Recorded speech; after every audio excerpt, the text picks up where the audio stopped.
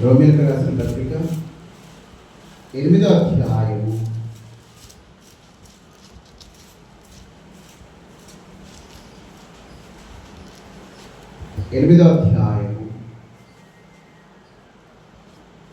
3-4 వచనాలు చదువుతాం. శరీరమును అనుసరింపక ఆత్మను అనుసరింపయే ఆత్మను అనుసరించియే నడుచుకొను మనయందు ధర్మశాస్త్ర సంబంధమైన నీతి విధి నెరవేర్చబడవలెనని పాప పరిహారార్థ నిమిత్తము దేవుడు తన సొంత కుమారుని పాప శరీరాకారముతో పంపి ఆయన శరీరమునందు పాపమునకు శిక్ష విధించెను. దేవునికి స్తోత్రం. గట్టి చూద్దాం. హల్లెలూయా, హల్లెలూయా. ప్రియమైన బిడ్డలారా, జాగ్రత్తగా వినండి.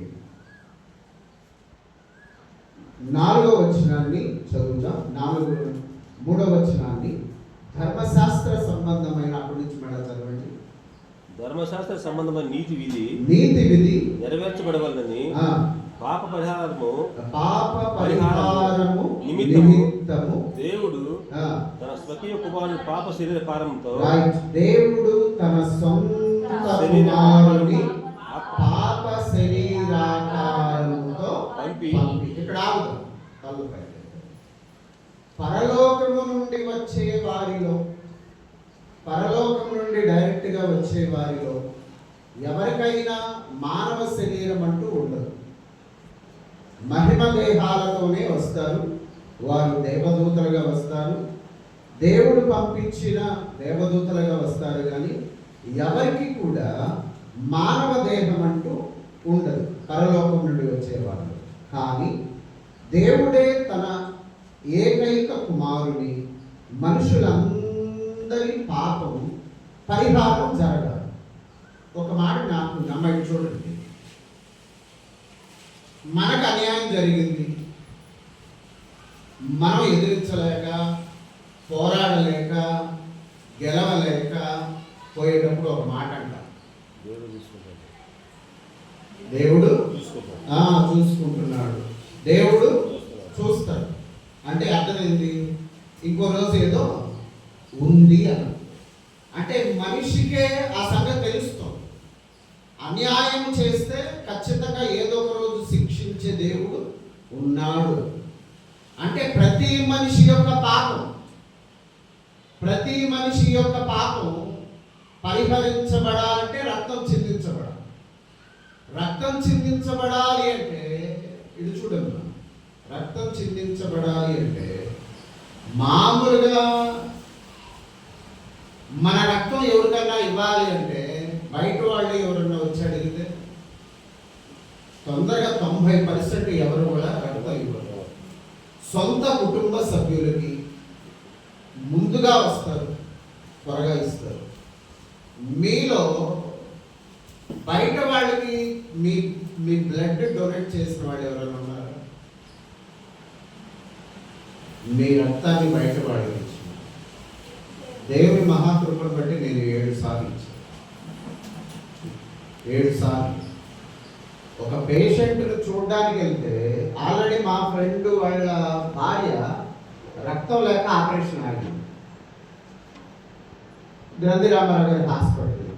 వాళ్ళు వచ్చి రిక్వెస్ట్ చేశారు, ఇక వెంటనే అక్కడ ఇచ్చేసారు. ఇప్పటికి 7 సార్లు ఇచ్చాం.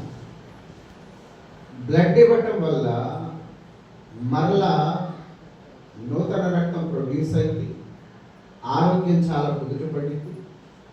తర్వాత మనిషి కూడా చాలా ఎనర్జెటిక్గా తయారవుతుంది.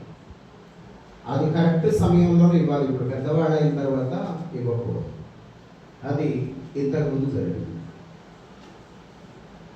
2019-20లో మా అమ్మగారిని ఒంగోలు కిమ్స్ హాస్పిటల్లో చేర్పిస్తే ఆపరేషన్కి అర్జెంటుగా 3 బాటిల్స్ కావాలన్నారు.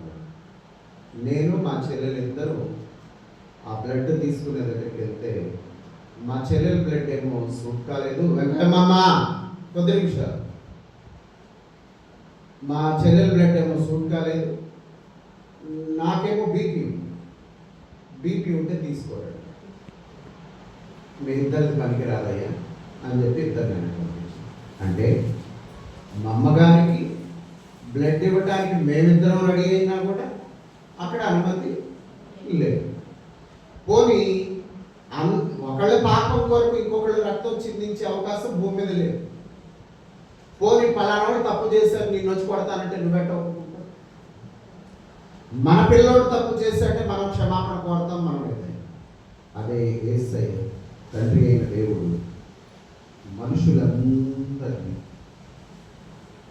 మన పోలిక చొప్పున నరుని నిర్మించడము అన్నాడు. అంటే భూమి మీద పుట్టిన 850 కోట్ల మందిని తయారు చేసుకుంది ఆయనే. అంటే అందరూ కూడా ఆయన పిల్లలు. అందరి పాపం పరిహరించడం కొరకు పాప పరిహార నిమిత్తం ప్రాయశ్చిత్తం జరగాలి. పోనీ ఎవరి అంతకుముందు అయితే పాత నిబంధన కాలంలో దేవాలయంలోకి వెళ్ళేటప్పుడు ఈ వారంలో ఏదైనా పొరపాటు చేస్తే వాళ్ళ శక్తి కొలది మేకలను, గొర్రెలను, ఆవులను, బర్రెలను, పక్షులను, గువ్వలను, పావురాలను వేటిలో తెచ్చి అక్కడ బలి ఇచ్చారు. కొత్త నిబంధనకు వచ్చేసరికి ఇవన్నీ నోరు లేని జీవాలన్నీ కూడా ఎందుకు బలైపోవాలి? పాపం చేసింది ఎవరు? గట్టి మాట్లాడండి. ఎవరు? మనుషులు. మరి శిక్ష ఎవరికి రావాలి? మనుషులకే రావాలి. మరి మోగ జీవాలు, నోరు లేని పక్షులు ఏం చేసింది? వాటన్నిటిని బలి ఆపటం కొరకే తండ్రి అయిన దేవుడు ఒకేసారి, ఇప్పుడు చదవండి మేడం, ధర్మశాస్త్ర సంబంధమైన నీతి విధి నెరవేర్చబడవలని. నీతి విధి, సరే విధి ఇంగ్లీష్ లో ఏమంటారు?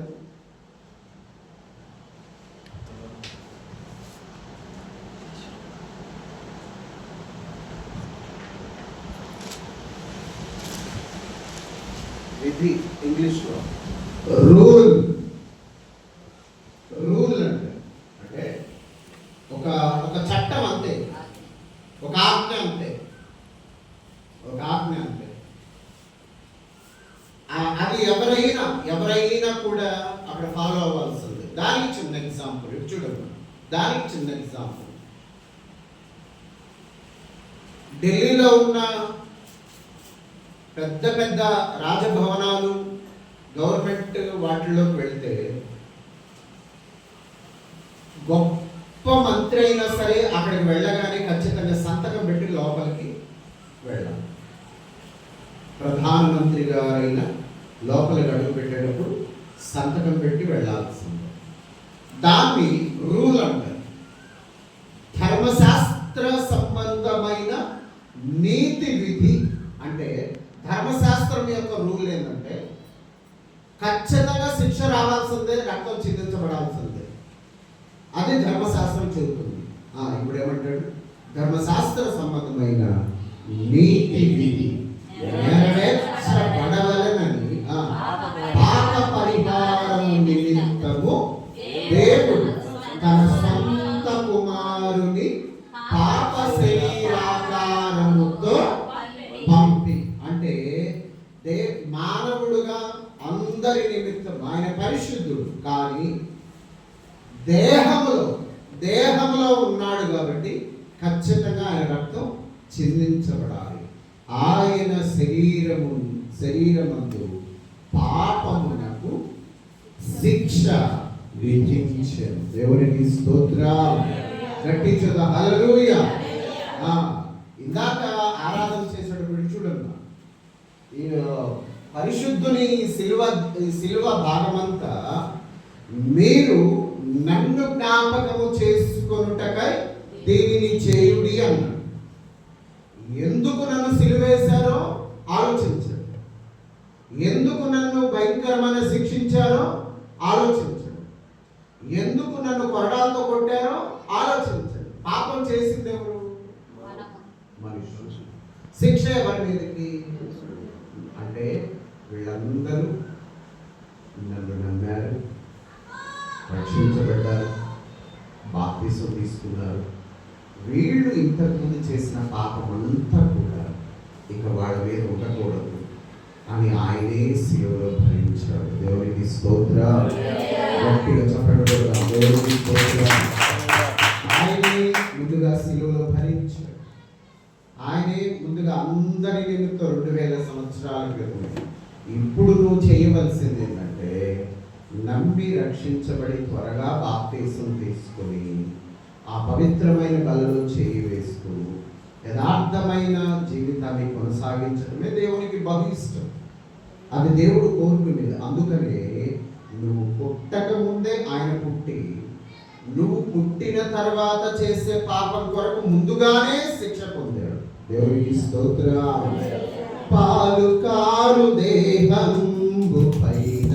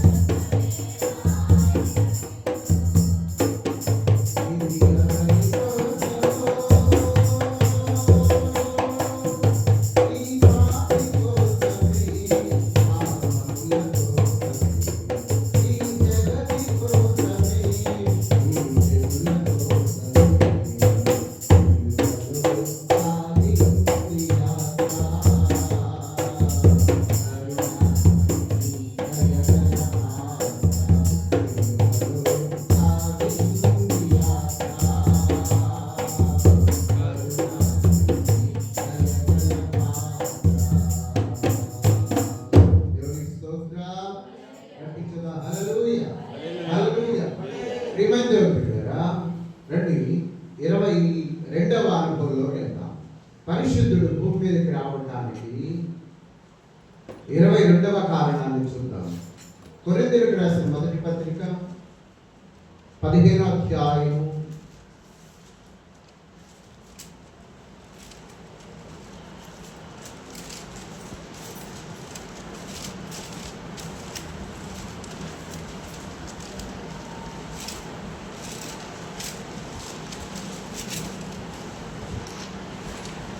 'ఒక అద్భుతమైన అనుభవాన్ని దేవుడు మనకు ఇస్తున్నాడు. కొద్దిగా నాకు అర్థం కావట్లేదు అన్నవాళ్ళు కూడా కొద్దిగా మైండ్ పెడితే ఇప్పుడు బాగా అర్థమైంది. నిద్రపోతున్నాడు 2 నిమిషాలు మేల్కొని ఉండండి, సమయం అయిపోతుంది. జాగ్రత్తగా దేవుని మాటలు వినాలి. ప్రతి వచనం క్లియర్గా మనతో దేవుడు మాట్లాడుతున్నాడు. 15వ అధ్యాయము 17వ వచనాన్ని జాగ్రత్తగా చదువుతాం. క్రీస్తు లేపబడని ఎడల, మళ్ళీ చదవండి సార్. క్రీస్తు లేపబడని ఎడల, క్రీస్తు లేపబడని ఎడల అంటే అర్థం చనిపోయిన తర్వాత లేపబడకూడదు. 3వ రోజు ఆయన తిరిగి లేచాడు. నువ్వు నమ్మినా నమ్మకపోయినా పరిశుద్ధుడు చెప్పాడు. 3వ రోజు తిరిగి లెగుస్తానన్నాడు, తిరిగి లేచాడు. దేవునికి స్తోత్రం. గట్టించగా హల్లెలూయా.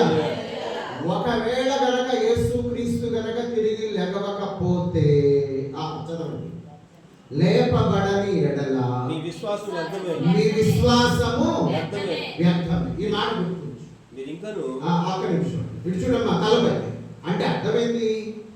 మన నిరీక్షణ అన్నది దేనికి? బాగా విన్నాం. మన నిరీక్షణ అన్నది దేనికి? ఎందుకు నమ్మాం, ఎందుకు విశ్వసించాం, ఎందుకు రక్షించబడ్డామంటే కేవలం చచ్చిపోయేదాకా చర్చికి వస్తే చాలు అనుకుని ఆశపడ్డామనుకో, అసలు నమ్మటమే వేస్ట్ అంటున్నాడు. నువ్వు అంటే నువ్వు వచ్చావు, నీ కోరిక అయ్యా చచ్చిపోయేంత వరకు ఇక్కడ ఉంటే చాలు, ఇక పెద్దగా కోరికలు ఏమీ లేవు అనుకుంటే అసలు నీ నమ్మకమే వేస్ట్ అంటున్నాడు. అంటే బయట వాళ్ళు చాలా మంది నమ్మాలి, వాళ్ళు నువ్వు ఒకటే. కానీ నీ యొక్క విశ్వాసం ఎలా ఉండాలంట? ఈ చచ్చిపోవడం అనేది అందరూ చచ్చిపోతారు. నువ్వేంది నమ్మినా చేస్తావు? మాట్లాడు. నమ్మపోయినా మంచోళ్ళు వస్తారు, దుర్మార్గులు కూడా వస్తారు. అంటే మరణం అందరికీ తథ్యం. కానీ మనిషిలో ఉన్న ఆత్మ మరలా పరలోక స్వర్గాన్ని చూడాలి అంటే దేవుడు నిన్ను ఎప్పుడు పిలిచాడు అప్పటి నుండి ఈ లోకయాత్ర ముగించే లోపు నీ కొరకు, సంఘం కొరకు, కుటుంబం కొరకు, సమాజం కొరకు చేతనైనంత మేలు చేస్తూ వెళ్ళిపోతే బైబిల్ అంటది వారి క్రియలు వారి వెంట వెళతాయి. వారి క్రియలు వారి వెంట వెళతాయి. నిన్ను దేవుని ఎదుట నిలబెట్టేది నీ క్రియలే. నిన్ను దేవుని ఎదుట నిలబెట్టేది నీ క్రియలే. మన నిరీక్షణ ఏంది? యేసుక్రీస్తు మరణాన్ని జయించాడు. ఆయన నమ్మి రక్షించబడి బాప్తీసం తీసుకున్న వాళ్ళందరూ కూడా ఖచ్చితంగా లెగుస్తారు. అంటే ఆధారం కూడా 2000 సంవత్సరాల క్రితమే యేసుక్రీస్తు ఎప్పుడైతే సిలువలో మరణించాడో అదే రోజు సమాధులు తెరవబడ్డాయి. పరిశుద్ధులు బయటకు వచ్చారు. చాలా మంది కనిపించారు. ఆధారం అది. ఇప్పుడు నువ్వు ఈ బజార్లో నువ్వు ఎన్నో ఏళ్ల బట్టి ఉంటున్నావు. నీ తెలిసిన చాలా మంది చచ్చిపోయారు. మన ఎవరు ఎదురాపు చచ్చిపోయారు. మాట్లాడుతాం. సాయంత్రం ఏదైనా పుట్ట తీసుకుని ఇట్లా వస్తుంది దానికి ఎదురు నీకు మామూలు నడక కూడా రాకపోయినా నీ బరుక్కి 150 కిలోమీటర్లు పరిగెత్తుతావు. ఎందుకు? ఎప్పుడు ఖచ్చితంగా 2 నెలల క్రితం మనం చూసాం చచ్చిపోవడం. ఆమె రావటం ఏంది అంటే మనిషి పరిపూర్ణ కాదు. కానీ దేవుడు చెప్పేది ఏంటంటే శరీరానికి మరణం, ఆత్మకి మాత్రం భూమి మీద ఆత్మను నశింప చేయగలిగింది ఇంకా పుట్టదు. ఏ దేంట్లో కూడా ఆత్మ నాశనం కాదు. అది ఒక్కటే ప్రాంతం. ఎప్పుడు? నరకం. అది ఎప్పుడు? యేసుక్రీస్తు లేకుండా, పరిశుద్ధత లేకుండా, బాప్తిసం లేకుండా, మనసు మారకుండా చచ్చిపోతే ఇక డైరెక్ట్ నరకమే. ఇక యుగాలు అక్కడ ఒకటే పని. ఏ పని సార్? ఏడవటం, పడుకోవడం. అదే పని. అక్కడ పెద్దగా పని లేదు. పోనీ దేవుడి దగ్గరికి వెళ్తే యుగ తరతరాలలో యుగ యుగాలలో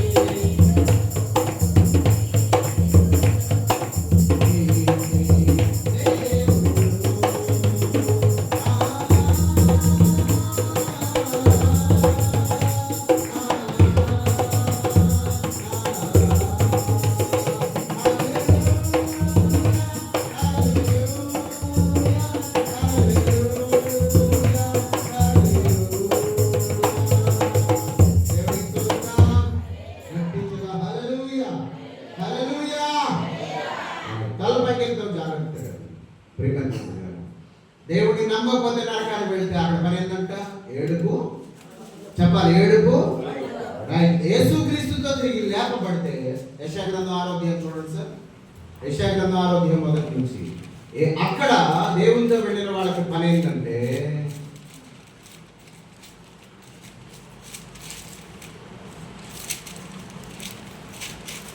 దేవుడితో వెళ్ళేవాడి పని ఏంటంటే మొదటి నుంచి రాజైన ఉజ్జియా దినములలో మృతులొంగిన సంవత్సరమున అత్యున్నతమైన సింహాసనమునందు ప్రభు ఆసనమై ఉండగా నేను చూచి తిని ఆయన చొక్కాయి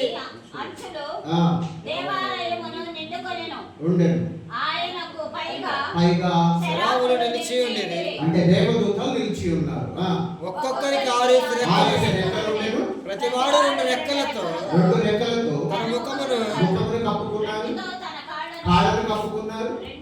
రెండుతో ఎగురుచు ఎవరిని చేస్తారో చూడండి. వారు సైన్యములకు అధిపతియగు యెహోవా పరిశుద్ధుడు పరిశుద్ధుడు పరిశుద్ధుడు పరిశుద్ధుడని గానం ప్రతిగానములు గట్టిగా చప్పట్లు కొడదాం. దేవుడికి స్తోత్రం. అందరూ చప్పట్లు కొట్టాలి. చేతులు పైకెత్తి చప్పట్లు కొట్టాలి. దేవుడికి స్తోత్రం. హల్లెలూయా. ఏం పని దేవదూతలు? యుగ యుగాలు అక్కడ పని ఏంటంటే స్తుతించటమే. స్తోత్రము స్తోత్రము స్తోత్రము స్తోత్రము స్తోత్రం. అదే నరకానికి వెళ్తే చెప్పు త్యాగలు ఏడవటం పడుకోవడం. అది దేవుడితో ఉంటే చెప్పాలి. దేవుడితో ఉంటే పరిశుద్ధుడు పరిశుద్ధుడు పరిశుద్ధుడు అని దేవదూతలతో మనోహర లోకంలో ఆ దేవుడితో ఆనందించడమే అంతటి భాగ్యము. ఇగో ఏమున్నా లేకపోయినా, డబ్బున్నా లేకపోయినా, ఎలాంటి పరిస్థితి అయినా, ఎలాంటి దీనస్థితి అయినా, అందమున్నా లేకపోయినా, అనారోగ్యమైనా సరే దేవుడు నిన్ను పరలోకంలో చూస్తాడు. దానికి ఎగ్జాంపుల్ సిలువ దగ్గర ఉన్న 2వ దొంగతో యేసయ్య పలికిన మాట ఏంటి? 2వ దొంగ నేడు నీవు నాతో కూడా ఎక్కడ వరకు?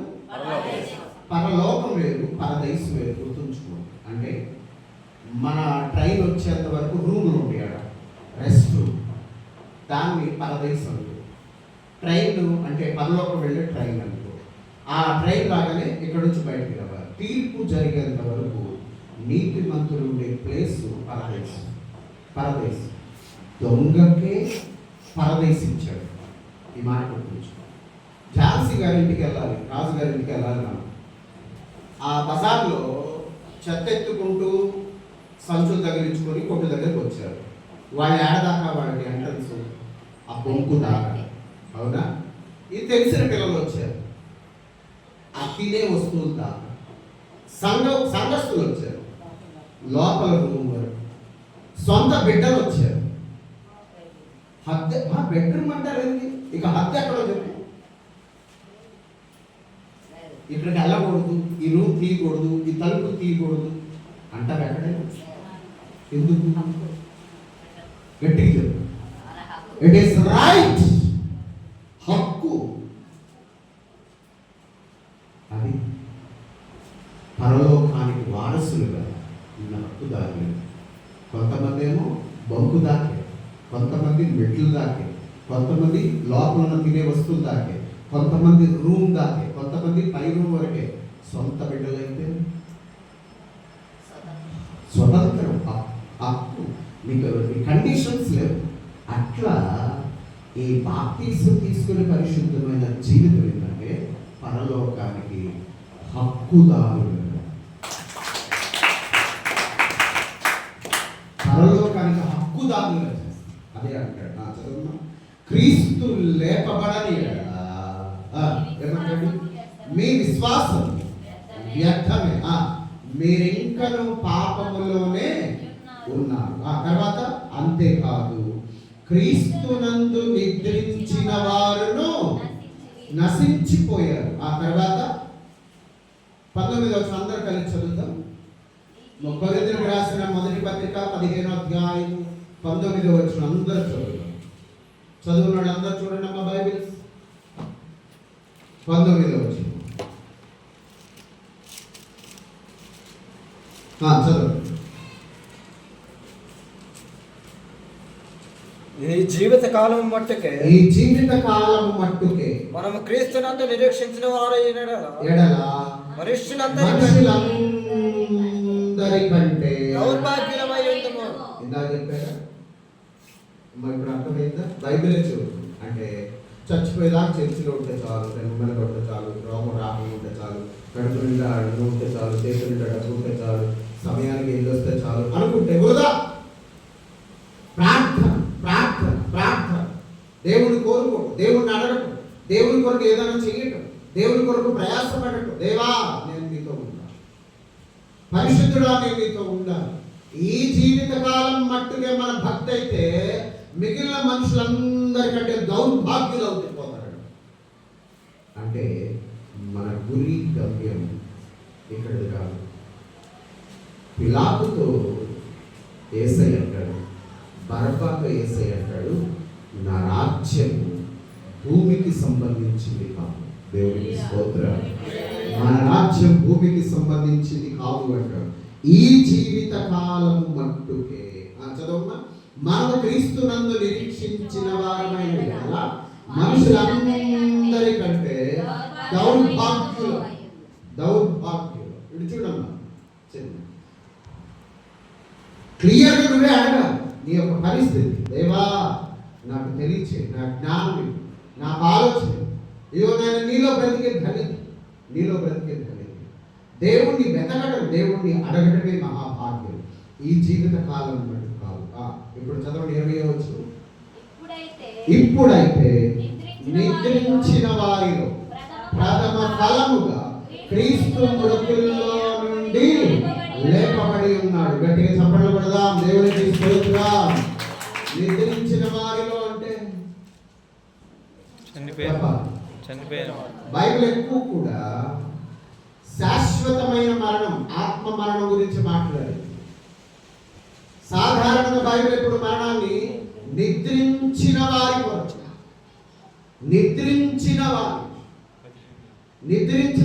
మరణించిన వారిలో, ఇప్పుడైతే నిద్రించిన వారిలో ప్రథమ ఫలముగా క్రీస్తు మృతుల్లో నుండి లేపబడి ఉన్నాడు. దేవునికి స్తోత్రం. 21వ వచనం. మనుష్యుని ద్వారా మరణము వచ్చేది కనుక మనుష్యుని ద్వారా మృతుల పునరుద్ధానమును కలిగెను. దేవునికి మహిమ కలుగును గాక. మనుష్యుని ద్వారా మరణం. అమ్మాయిని చూడండి, ఎక్కడ ఇది జరిగింది? ఏదేను తోటలో ఆదాము హవ్వల ద్వారా ఈ చెట్లు పళ్ళన్నీ తిను, ఒక చెట్టు జోలికి మాత్రం వెళ్ళాలి. ఇది వెళితే ఇది మంచి చెడులు తెలియచేసే ఫలం. దీని జోలికి వెళ్ళొద్దు అంటే అపవాది చెప్పిన మాటలు బట్టి కరెక్ట్గా ఆ చెట్టు ఫలాన్ని తీసుకున్నారు.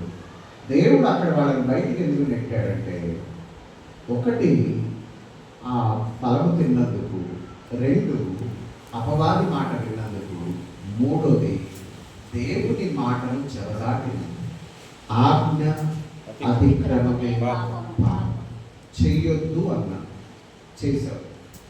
ఇప్పుడు నేను నిన్ను తయారు చేసి సృష్టించి నా జీవం ఇచ్చి నాకు కలిగిన సమస్తం మీద నీకు సమృద్ధినిచ్చి ఇంతగా దీవిస్తే ఎవరి మాట విని నా మాటను ఎందుకు ధిక్కరించావు?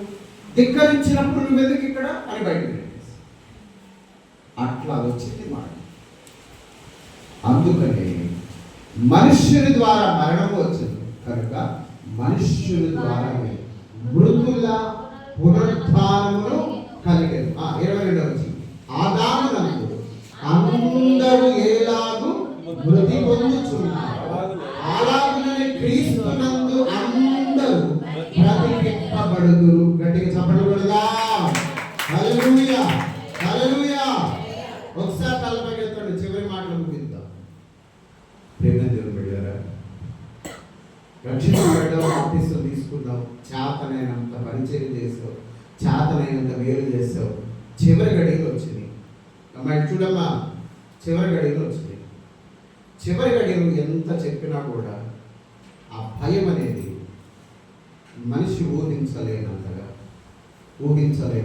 ఆ భయం సంభవించింది. అయితే ఏ విధంగా భయం వచ్చినా, ఏ విధంగా లోకాన్ని విడిచిపెట్టినా, నువ్వు రక్షించబడిన తర్వాత చేసినది మొత్తం దేవుడు జ్ఞాపకం చేసుకొని నువ్వు ఏ స్థితిలో ఈ లోకాన్ని విడిచిపెట్టినా తర్వాత మాత్రం దేవుడు నిన్ను మాత్రం విడిచిపెట్టాడు. దేవునికి స్తోత్రం. హల్లెలూయా. యోబు గారు అదే అంటాడు,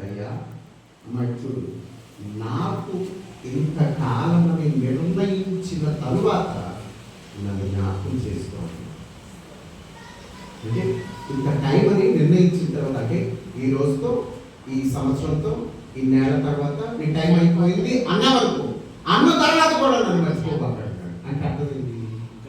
చచ్చిపోయిన తర్వాత కూడా ఆయన పాతాళంలో, ఇందాక చదివిన మాటలు వచ్చింది చూడండి, కీర్తన 16 చూడండి, ఆ మాట వస్తుంది. పాతాళంలో, కీర్తన 16లో పాతాళంలో చూడండి.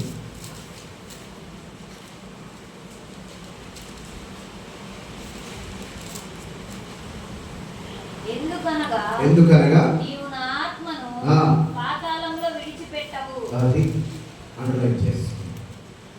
ఎందుకనగా నీవు నా ఆత్మను పాతాళంలో విడిచిపెట్టవు. దేవునికి స్తోత్రం. ఇదే ఇదే ఇదే కీర్తన రాసిన దావీదు మహారాజు ఒకసారి 103లోకి వెళ్ళండి. 103 కీర్తన 103 ఏమంటాడు చూడండి.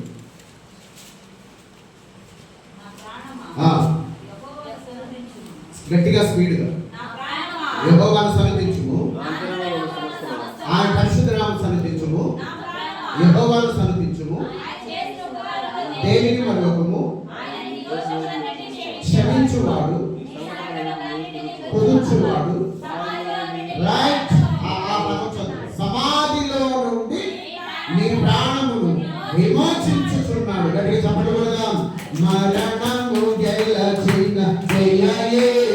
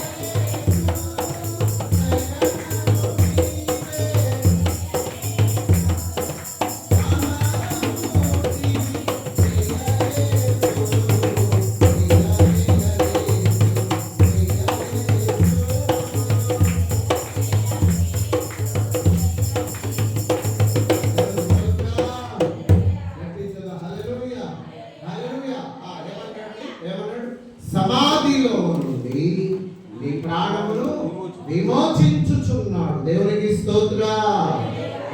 హల్లెలూయా. దొంగ ప్రయాణం ఎక్కడ దాకా?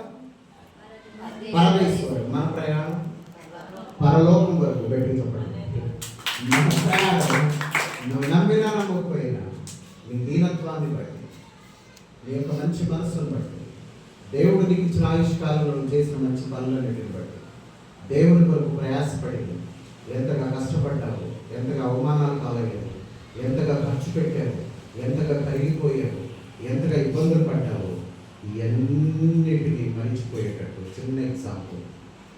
ఇప్పుడు డైలీ చర్చి దగ్గర పనులు చేస్తున్నాం. ఉదయం 8:30కు వస్తారు, 6:30 వరకు చేస్తారు. చేతులు కడుక్కున్న 5 నిమిషాల్లో కూలి డబ్బులు చేతులు పెడితే ఉదయం చేసిందంతా నవ్వుతూ పెడుతున్నాం. నీకు ఇచ్చిన 70-80 ఏళ్ళలో ఎంత ఇబ్బంది పడ్డావు, ఇదంతా మర్చిపోయి దేవదూతలతో తిరిగే రోజు మనందరికి వచ్చింది. మనందరికి వచ్చింది. నీకు ఇచ్చిన టైంలో కలిగిన పరిస్థితులను బట్టి కృంగిపోక, బాధపడక, ఇబ్బంది పడక, అదే ఆలోచనలో ఉండక, చెయ్యగలిగినంత పరిచయం, చేయగలిగినంత ప్రార్థన, చేయగలిగినంత సహాయం, రక్షించగలిగినన్ని ఆత్మలు దేవుని సన్నిధానానికి రప్పిస్తే దేవుడు నీకు ఇచ్చే బహుమానం నమ్మకమైన దాసుడా, ఇదిగో అనేకమైన వాటిపై నీకు